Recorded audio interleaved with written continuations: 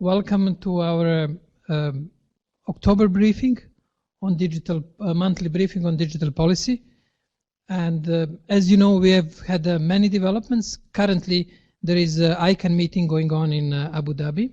Therefore, digital field is really getting more and more dynamic. We will follow today our usual pattern. We'll summarize major developments during the previous month, and we'll identify 3 major trends. Then we will discuss events ahead of us, and we will conclude with the regional briefings and briefings from regional hubs. Let us start with the next one, please. With main events in October. In October, there was the Sci-Fi events in New Delhi. It is a traditional digital policy event, which is happening once, usually in the autumn in New Delhi. This year, it happened a bit earlier because of the global cyber space conference, which will be held in November in Delhi, and we'll hear about it in a few minutes.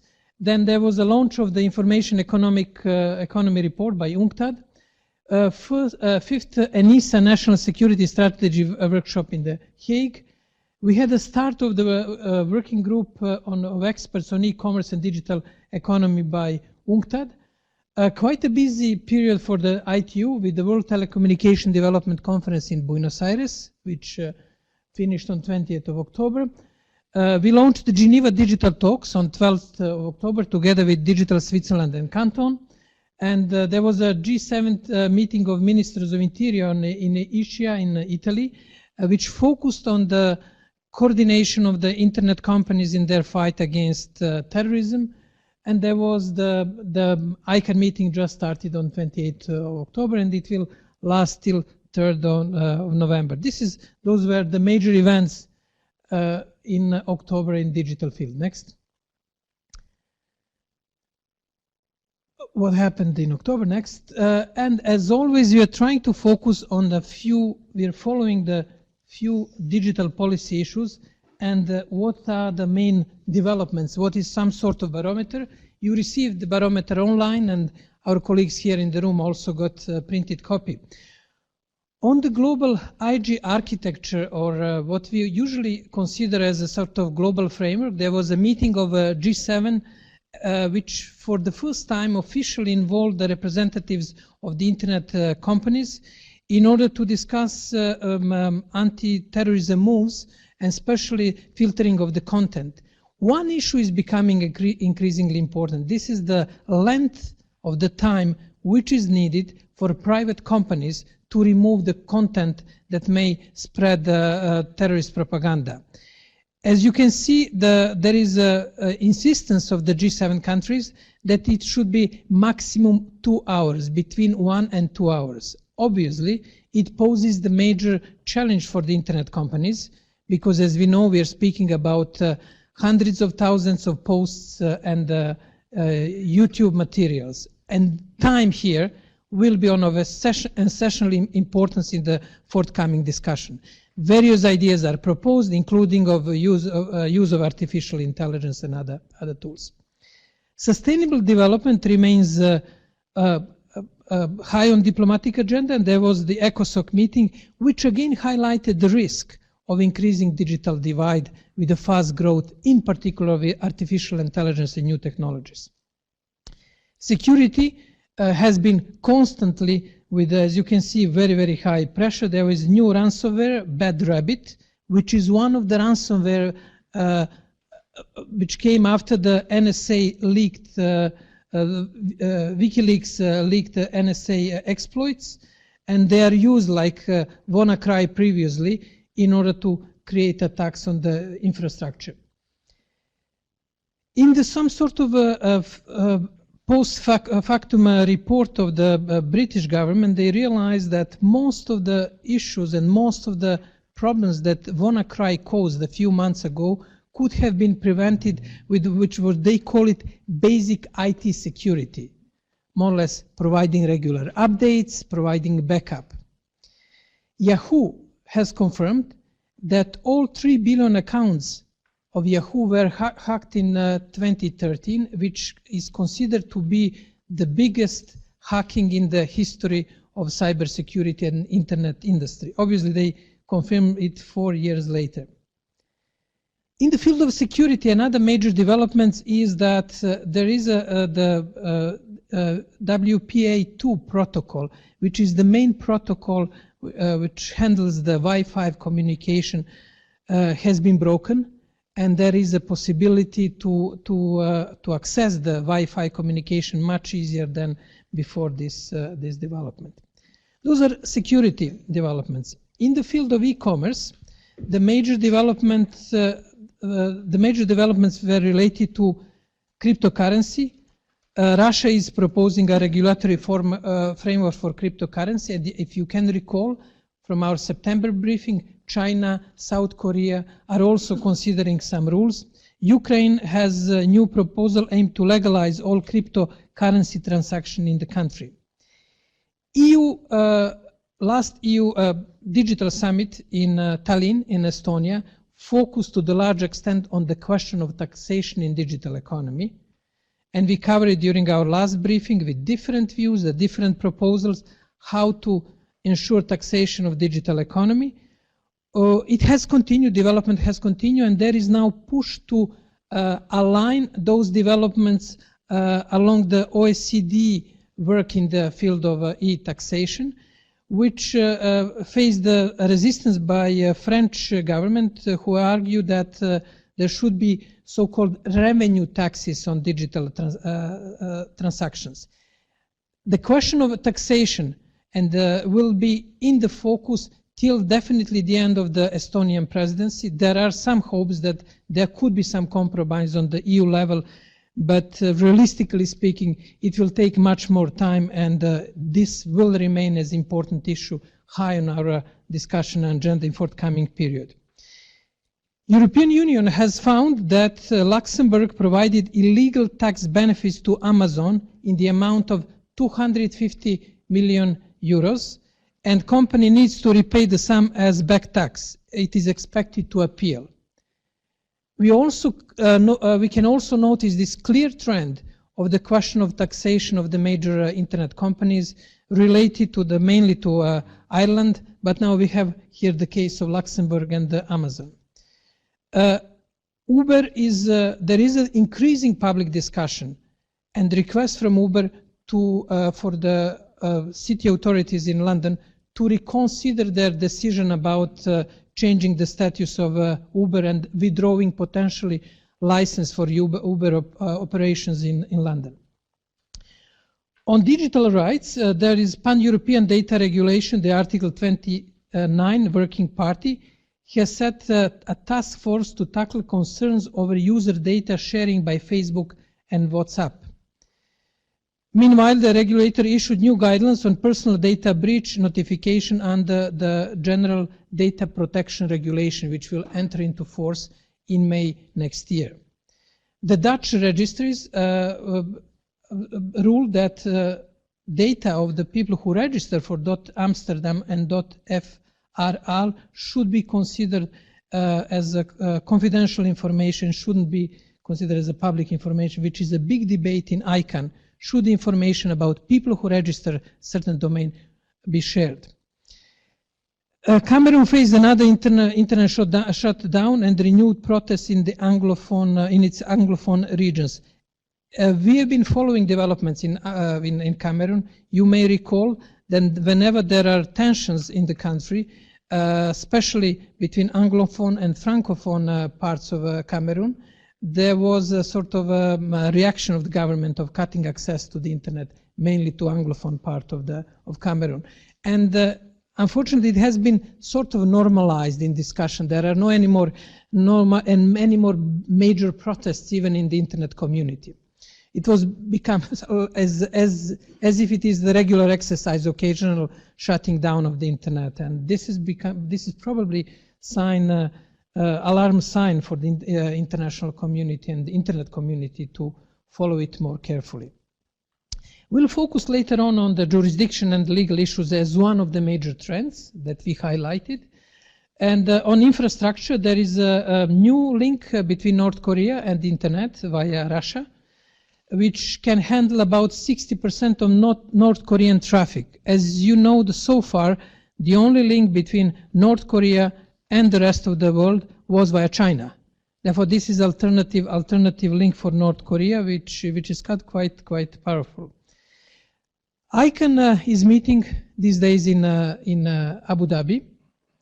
As you know, ICANN is not anymore in the focus of the global discussions because of the transition period, but two issues basically remain high on the agenda. One is the question of jurisdiction over ICANN in California, and the second issue is the question of the .amazon domain, which was basically claimed by company Amazon, and the countries from the Amazon basin complained about the potential delegation of .amazon to the company, and this issue has been going on for some time. It is a very interesting policy issue for a few reasons. It reminds us that ICANN deals with one of the most controversial questions in the social and political life. This is a question of identity. And the question of identity in this case is the question of identity, which people from Amazon Basin argue that it is challenged. And paradoxically speaking, a company Amazon has all legal rights to have this domain because they have trademark for .amazon. And now we have very complex discussions in ICANN's board how to deal with this ambiguous situation, because Peru and other countries, Brazil from Amazon region, are quite determined to have the final say. Company Amazon provided them with some sort of compromise solution, but so far it hasn't worked well. Other countries are arguing that there is a need for rules to regulate. What about .Ural, .Bosfor, whatever, Malacca, or any other geographical toponym that may come into the focus in the forthcoming period. And we have then net neutrality with a few developments and European body of European regulators for electronic communication, BEREC. You know, those are very important bodies with strange acronym and long titles, but they are arguing for opt-in clause in net neutrality. In Germany, a federal network agency decided that Deutsche Telekom Stream On basically violated net neutrality rules for the access of mobile phone users to video and other materials. We'll discuss in more details artificial intelligence later on, and it has been one of the major developments. Next.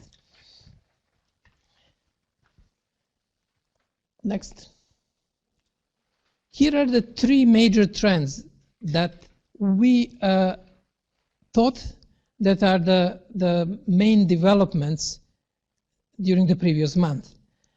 Now, as you can see, and if you have been following our briefings, there is a clear trend. Some of these issues have been for a long time among the top 3 or top 5 key developments.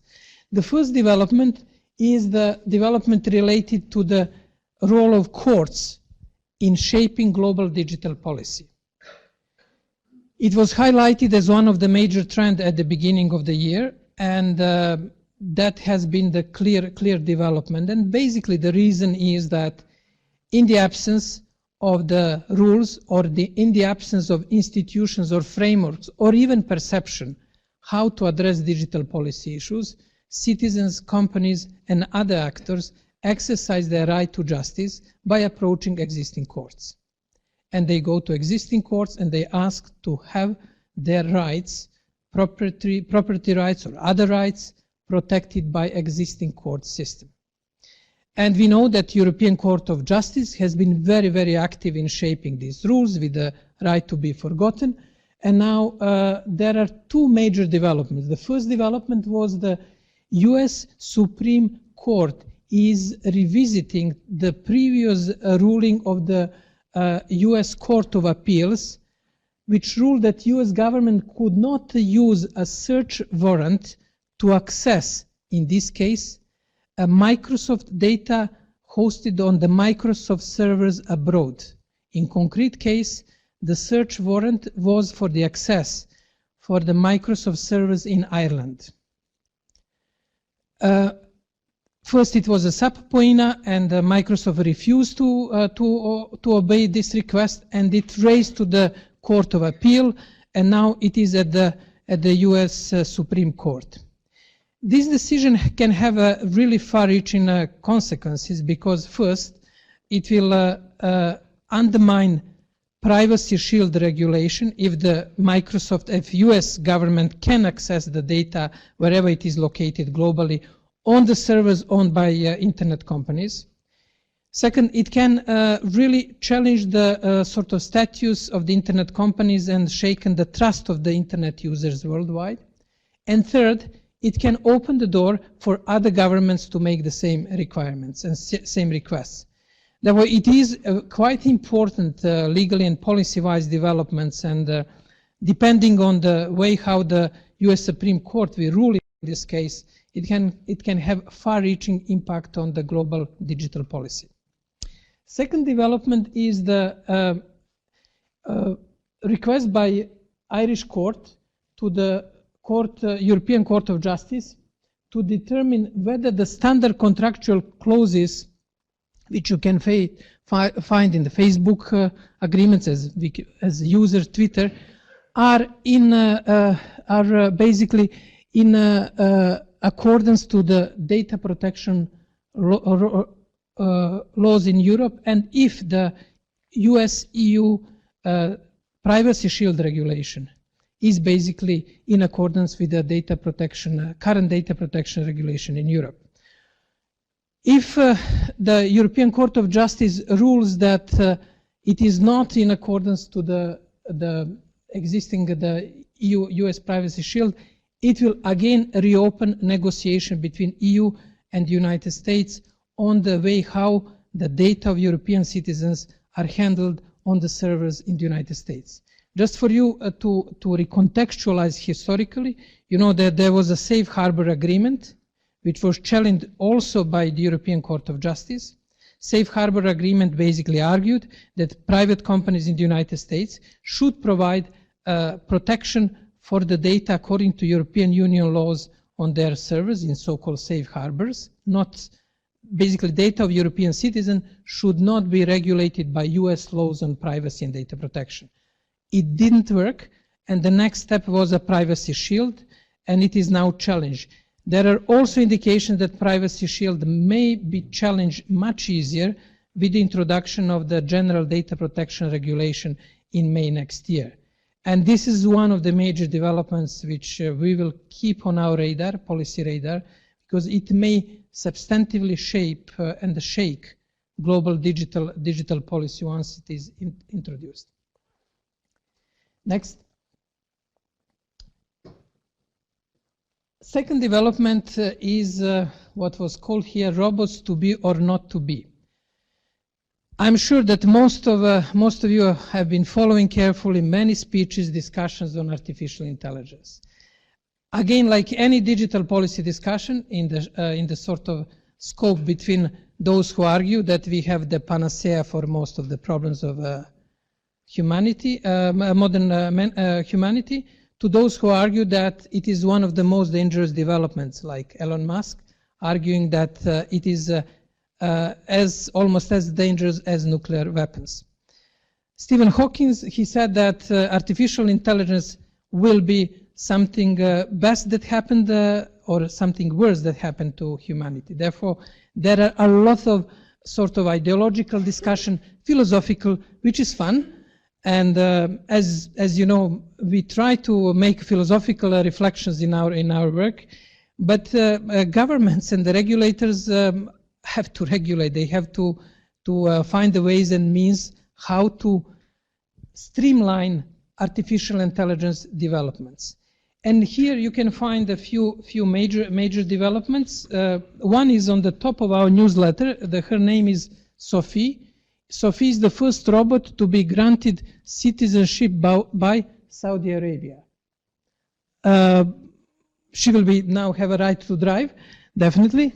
The question of the legal status of robot may soon become priority area for policymakers worldwide. And now, what is happening in this field? Apart from this really exciting discussion on what defines us as a human beings, what is our consciousness, can robot be conscious, and the other things, there are more down-to-earth discussion. Estonia, for example, which, as we know, has been one of the most sophisticated countries in proposing the new laws and rules, argue that robots should be given some level of legal personality. It was also hinted in the European Parliament, where it called Commission to consider creating specific legal status for robots. Now, I'm a very traditional and classical lawyer, and during the first class of my legal studies, we were taught that law is about relations between people. Even if it regulates cars, sea, airplanes, it is always related to people who own and operate that. Now, if we provide robots with legal personality, that could be one of the major, I would say, developments after the Roman law or even after Hammurabi, where the humans as a key entity and subject of the legal system will be replaced by something else, in this case robot. On the Digital Watch, we have very detailed summary about developments in the question on the question of regulation of artificial intelligence. Next. The third development is the question of the future of work and future of jobs. OECD joined intensively this discussion. As you can recall from our previous events, there was the famous Oxford University study for 2013, which basically made a summary of the jobs that may survive automation. There was also an in-depth study from the World Bank on the future of work and future jobs. Now we have very, very comprehensive and, as always, interesting study by OECD, supported by facts, discussing the future of work. Now here in Geneva, we have ILO's whole process built up for the celebration of 100 years of the ILO, where the underlying theme is future of jobs. What we can find in OECD report is basically that one of the major recommendations, which is nothing new in principle, is that the focus should be on education, including particular broadening education and training options for young people, and focus on the science, technology, engineering, and mathematics as the key skills that should provide future possibilities for job for the next generation. Therefore, those are three trends on our radar. The first one, continuously high importance of courts in shaping decisions, policy making. The challenge how to regulate artificial intelligence and robots and overall automation. And third one, future of jobs. Those are three trends which we will also try to cover in some of our events. For example, we'll have on 28th of November, we'll have event on jurisdiction, where we will try to consult enormous expertise that exists in Geneva in the question of arbitrations. For example, Geneva is one of the global capitals of arbitration, and to see what can be done in the field of jurisdiction and arbitration. Next one. What are the events ahead of us? The future work here at the HAD, 2nd November. 3rd November, we'll have the second Digital Talks event here, almost throughout the day, co-organized with GCSP, under the title, How Can Technological Solution Advance Cybersecurity? If you have a time, I know that all of you have a very, very busy schedule. It will be a very interesting event, because we noticed that discussion on digital policy, and in particular cybersecurity, is becoming increasingly abstract and ideological. Well, the issue is political per se, and it is expected, especially on the level of, for example, UN government group of experts. But in our consultation and discussion with technical and policy communities, we realized that there are some technical solutions that could be used and found for cybersecurity issues. Therefore, we will be hosting the group of technical experts mainly, who will provide us very practical insights. What are the technical solutions for cybersecurity challenges? There will be a CEON network, which will be introduced operating system developed by ETH in Zurich, which provides quite interesting architectural solution for cybersecurity. It is also our attempt to introduce and bring into the discussion some sort of evidence-based element in increasingly ideological discussion on cybersecurity and digital issues. It will be held on the 3rd of November. In Lisbon, there will be Web Summit, which is a big meeting on 6th of November. 8th of November, Artificial Intelligence and Inclusion Symposium in Rio de Janeiro. 9th of November, Preventing Cyber Conflict, Do We Need a Cyber Treaty? 9th of November will be a very interesting event because it will be a very, very busy digital policy event, and I'm sure Salman can tell us a bit more later on. It will be during the Peace Building Week here in Geneva.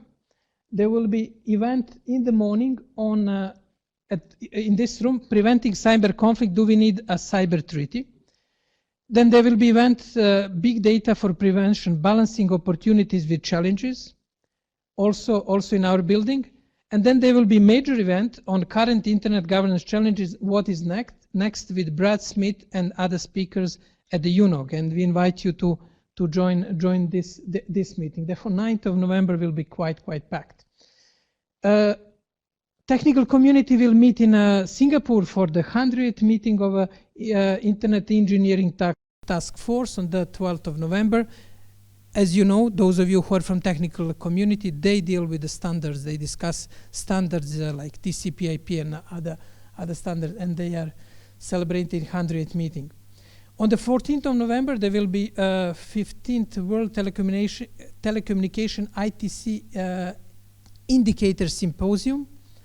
And then we'll have an international conference on cyber law, cybercrime, and cyberspace in New Delhi, European Big Data Value Forum in Versailles, and Global Conference on Cyberspace 2017 in New Delhi. If you follow the carefully digital policy space and cyber discussions, this is so-called London process, which had a initial meeting in London, then I think in Seoul, then The Hague was 2 years ago, and we have now a meeting in New Delhi. This is one of those processes that are trying to initiate discussion on digital policy. On the 27th and 29th of November, we have a 6th United Nations Forum on Business and Human Rights. Most likely what we are seeing in discussion, GDPR will be one of the important issues. GDPR stands for the General Data Protection Regulation, which will enter into force in May 2018. This is by some considered, and I share this view, it will be as important and even more important than Millennium Bug. Those of you of my generation could recall Millennium Bug when computers had to be adjusted to 2000. And this development will be the major development because all institutions, organizations have to adjust their data protection regulation to the new European regulations. We will be having the event here at the Geneva Internet Platform for international organizations discussing how they can adjust to the new European Union regulation, because the issue is very practical. If WHO or WMO has to use the data provided by member states, European Union member states, they have to ensure that data is handled according to GDPR. It means that they have to have a structure, a regulation for data protection, trained staff, and number of rules. Barbara, when is this event for the 7th November? You can see it will be quite a busy month. Next. Okay, at Geneva Internet Platform, I already mentioned some event briefing for the permanent representative. We had on the 2nd of October, we had briefing in New York. We had launch of Geneva Digital Talks together with the Canton and Digital Switzerland. And upcoming, we have Tweet Up on the 1st of November, preparation for the event with Brad Smith at the Eunuch. Therefore, we will try also to see what internet community thinks about these issues, which will be addressed during the event with Brad Smith. As you know, there will be more or less few issues that will be discussed. Definitely the question which is close to the heart of the Brad Smith, which is question of the Geneva Digital Convention. But it will be discussed in a broader context also of internet governance developments, sustainable development, what we can learn from the humanitarian community. 9th of November I already discussed, and we will close the month with the 28th of November with a GIP briefing on internet governance. For those of you who have never been in Malta and who would like to attend our anniversary conference, Diplo is celebrating 15 years of DiploFoundation establishment and 25 years of our research on internet and diplomacy on 17th and 18th of November in Malta. If you can reach the Malta, we can offer to cover your local expenses. And it will be an interesting event discussing basically what we learned over the last 25 years, how to deal with the hype, what technological developments can be sustained, and what are basically the major lessons that we can learn from our experience of quite a few failures, quite a few successes. But then that would be an interesting discussion in that respect, which may inform the future developments. Next. Okay, before we turn to local hubs and regional perspectives, which will be discussed in different regions, I would like to open the floor for your comments and questions from our colleagues who are following online. How are we going to start? Any question in the room? Well, Richard Hill is in Abu Dhabi. Well, Christian, yeah. Well, I'll pass the message to Richard that he's not abandoning. He has a loyal follower. My colleagues will kill me if they hear this. So Christina Webb from the Canadian Mission. Actually, not so much a question, but a comment and a notice, something coming up. So from the, I think, 13th to 17th of November, part of the Convention on Certain Conventional Weapons, there will be a meeting of a group of governmental experts on lethal autonomous weapons. And of course, this talks about robotics, this talks about AI. So I think the 2 first days are largely panel presentations. I'm not sure how. I think that contrary to the Cyber GG, this one is quite open. You may have to be part of a state delegation, but all states are allowed. And the one thing that I do know for sure is that UNESCO has a group called the COMEST, which is a sort of a committee that looks at ethical issues, a variety of ethical issues. And recently in September, they published a report on the ethics of robotics. And the chair of the COMEST committee will be coming to speak to the GG on lethal autonomous weapons. She happens to be a French Canadian, so very smart, intelligent woman, of course. But yeah, so she will talk about the paper that they wrote on the ethics of robotics and artificial intelligence. So states might be interested in listening to that conversation. Thank you. Somehow we missed that, and in our summary. Thank you for reminding, because this is in a way a practical response to the Elon Musk call to regulate autonomous weapons. You know that there were 100 scientists, artificial intelligence, that signed the letter, which was sent to the UN Secretary General. And in one of our previous discussions, we said, okay, there is a body. There is no need to invent something else. There is a body that can discuss, and this meeting will be held, as Christiane said, between 14 and 17. Salman, could we hear what's going on in the preparation for the Eunuch event? Good, please. Salman Bal from the Eunuch. Hello to everybody, Salman from Eunuch. Well, you actually said already everything. There's not much to be added. So it will be we will have an event on 9th of November. We will have the Director General of Eunuch, the head of UNITAR, who will say a few words, and then a keynote speech by Brad Smith. As Jovan indicated, he will most probably talk about the Digital Geneva Convention, the Sustainable Development Goals, the role of IT in achieving Sustainable Development Goals, but also internet governance in a broad perspective. And then we have an ICRC representative on the panel to talk about the humanitarian conventions in the context of the digital Geneva Conventions. And we have the Deputy High Commissioner for Human Rights, who will talk also about the human rights perspective and internet. We will have the debate will be live webcast. There will be Jovan will actually moderate the online discussion to make sure that people outside of Geneva can also participate and contribute to the discussion. And we hope that through that the discussion in Geneva around this issue will continue to be animated. Thank you.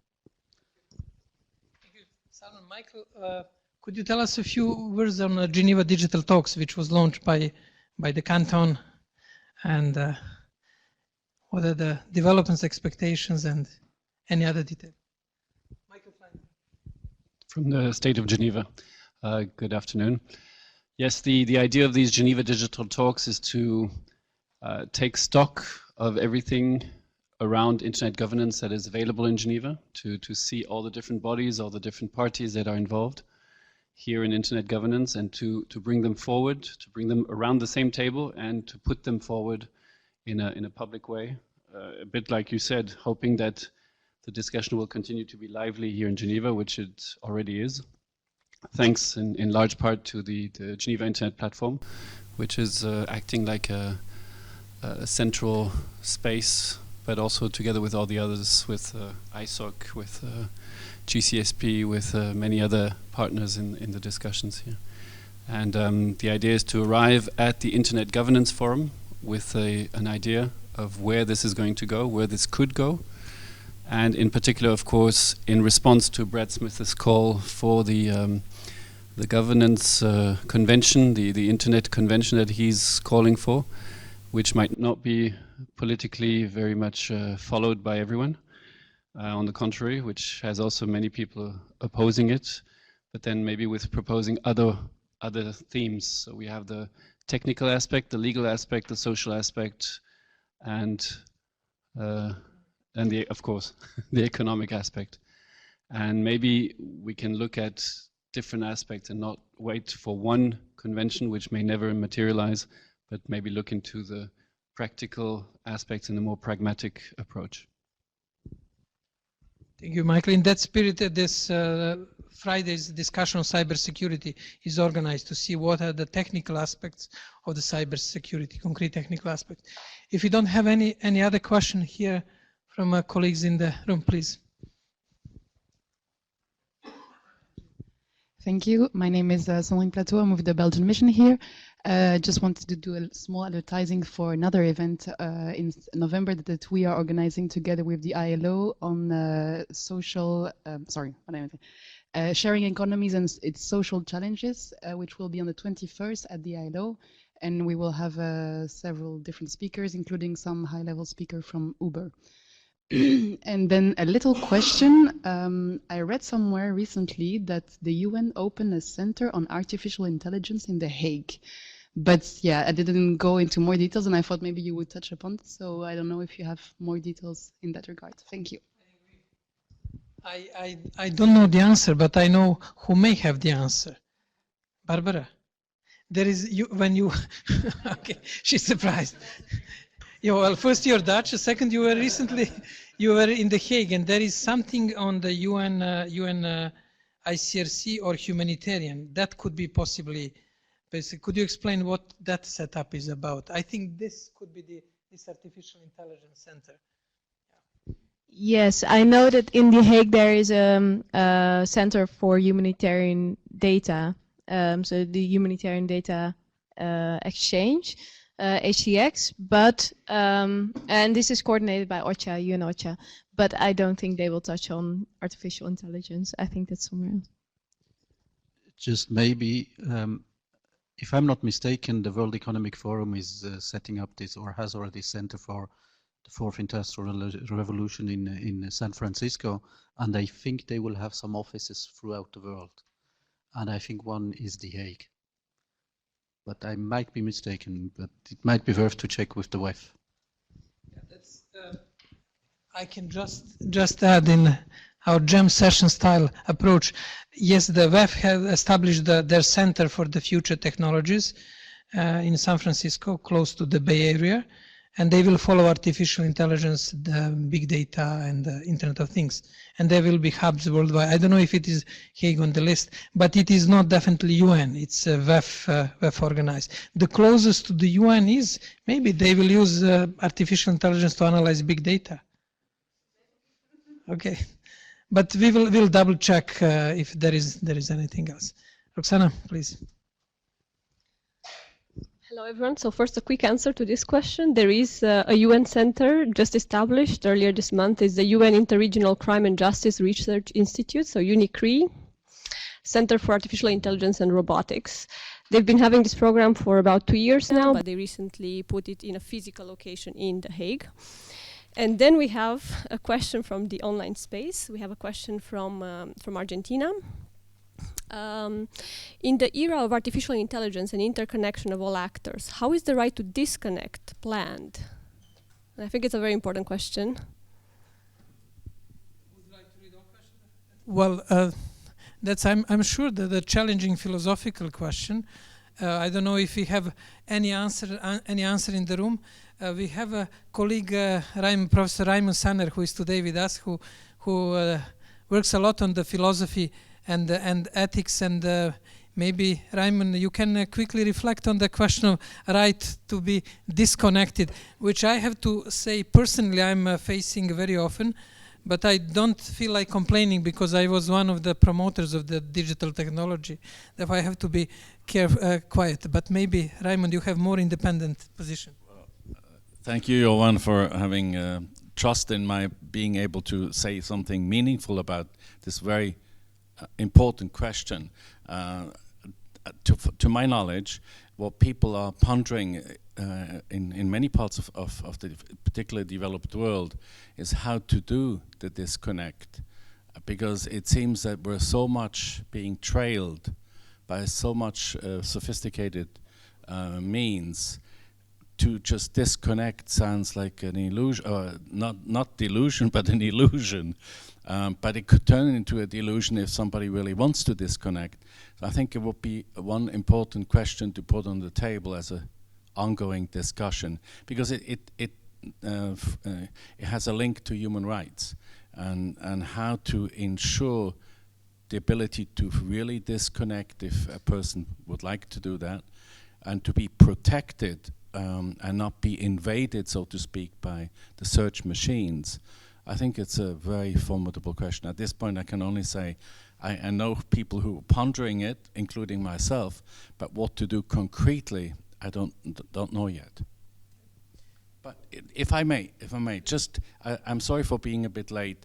I just came down the hill. There was the presentation of the UNEP emissions gap study. And the message is very clear. At the moment, we have at the best 1/3 of what the Paris Agreement was based on in terms of trying to prevent or to stick to the 2% maximum Celsius warming. But we only have so far, all things considered, reaching 3%. So the alarm was also linked to what to do about the fact that there's such an enormous gap. And one aspect is digitalization. So maybe that could be also put to the internet governance discussions, because after all, in climate change and climate warming concerns us all.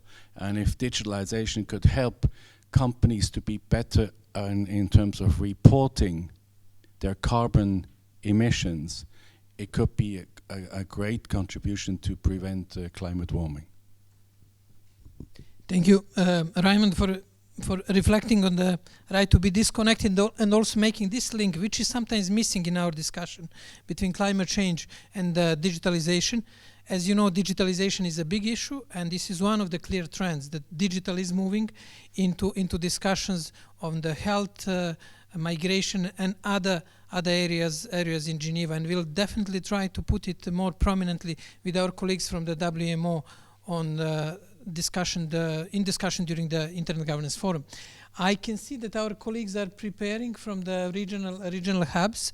I would like to thank our colleagues who followed us online and invite them to join regional hubs for the regional briefings. As you know, we have the regional discussions because digital policy has a strong regional aspect in Asia, in Africa, and Latin America. I would like to thank our colleagues here in Geneva for joining us today and to invite you for some refreshment, which I cannot offer so far online, but we are working on it very hard. And that's it. Thank you, and see you at the end of November or even before, maybe on Friday, for cybersecurity discussion. All the best. Bye. Thank you. Well, thank you, Jovan, for sharing the updates and the developments, and thank you, Roxana, for moderating the online conversation. So we now have regional updates for 4 regions. We will start with Wanda Perez. Wanda has updates for the Caribbean region. So let's see if we can have Wanda.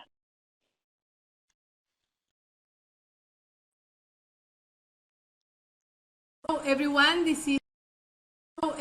this is Wanda Perez. The regional market and economy in the Caribbean has been improved with the launch of 4 new online platforms aimed at the promotion of trade and business. With support from the European Union, the Caribbean Community CARICOM launched in Barbados CARICOM Online Companies Registries, Labor Market Information System, Community Public Procurement Notice Board, CAREX platform, and online public portal. An agreement between Caribbean Electric Utility Services Corporation, CARILEC, and the Caribbean Association of National Telecommunications Organizations, CANTO, supports sustainable energy and information and communications technology ICT goals of the Caribbean. This agreement explores and implements initiatives focused on areas of common interest and priorities in the energy and ICT. Secretary General of CANTO, Teresa Wankin, welcomed the benefits of the Memorandum of Understanding, stating that at CANTO we embody the holistic approach to regional development, and we are excited to add this dynamic and important sector to our connections. While the Executive Director of CARILEC, Dr. Cletus Bertin, added, increasingly, mission-critical as well as operational systems in the energy sector utilize ICT.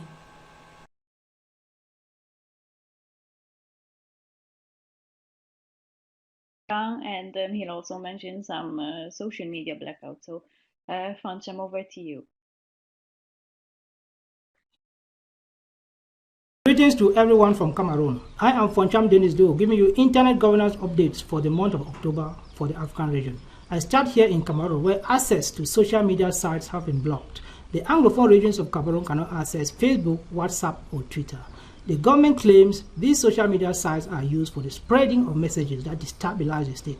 Stopping access to these sites was aimed at preventing the spread of messages before, during, and after 1st October 2017. A day these 2 regions attempted to declare their independence. Earlier this year, there was complete internet blackout for 93 days for the same reason. We move over to South Africa, where Moya Networks brings high-speed internet connection to the continent of Africa. Moya Networks, a submarine cable capacity provider, disclosed on the 3rd of October 2017 that it will launch the sale of its cryptocurrency token at reduced rates on the 11th of October 2017. The aim is to generate enough funds to bring high-speed internet connection to the continent of Africa using high-capacity optical fiber cable. It has already signed a contract with another submarine cable provider, Africa Coast to Europe, to do the installations, and it will equally buy the excess cable on the West African cable system. Meanwhile, backup equipment will have to be bought from other vendors. The sale of the token will be used to finance this project. Thank you very much.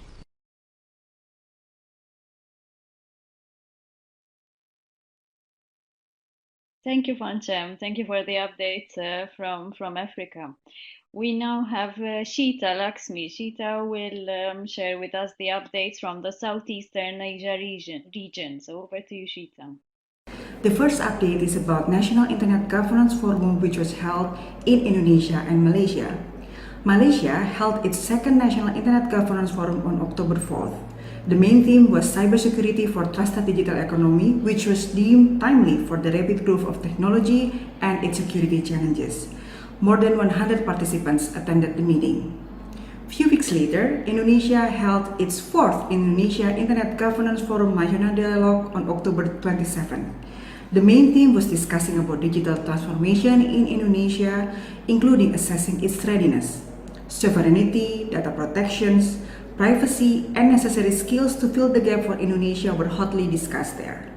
More than 250 people attended the dialogue, and it was the first time IDIGF introduced its youth class. Indonesia Ministry of Information and Communication Technology announced its revised regulation in prepaid number registrations to ensure safety and security.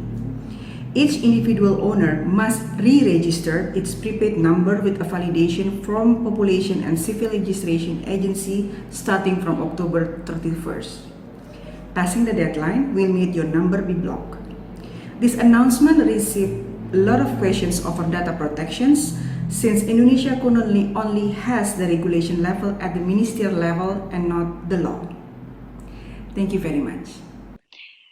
Thank you, Shita, for the update from the region, and we have a final regional update. This time we have Claudio. Claudio will share the updates from Latin America. Hello, fellows from Diplo. The month of October in digital policy in Latin America started with an attempt by the Brazilian Congress to reform the law that regulates elections in the country. According to the reform, hate speech, false information, or an offense against a candidate or a political party should be suspended within 24 hours by the service providers until the author, the user that posted the content, can be identified. The decision would be at the sole discretion of the candidate or the political party without the need to seek for a judicial order. There was a reaction from the press, from the civil society, and also from the opposition on the grounds that this measure amounted to censorship, and also that it offended and it violated the articles of Marco Civil that say that in Brazil, expressly say that in Brazil, the only way to take down content is through a judicial decision. Less than 1 day later, the government announced that it would be approving and enacting the global text of the electoral reform, but without those controversial mechanisms. October 10th, a similar movement took place in Paraguay, where the Congress started analyzing also a proposal for reform that states that offensive or defamatory content against politicians should be taken down until the user that posted the content can be identified. Another issue that might be of interest to you is in fact of global reach, but originally stems from an opposition from the Amazon Cooperation Treaty Organization countries, among which Brazil and Peru, who had opposed to the application of the .Amazon GTLD. The matter has been under discussion in ICANN for the past years. And yesterday, the 29th of October, after one session in which Amazon presented its case and its new proposals to the GAC, and the following session in which the GAC continued discussing the issue, ICANN board has adopted a resolution to asking the GAC if they have any other information concerning the original merits-based public policy reasons that they presented showed to oppose the application, or if they have any other information concerning the Amazon application, and also that this additional information be given to the board by the end of ICANN 61, which is scheduled to take place March 2018 in Puerto Rico.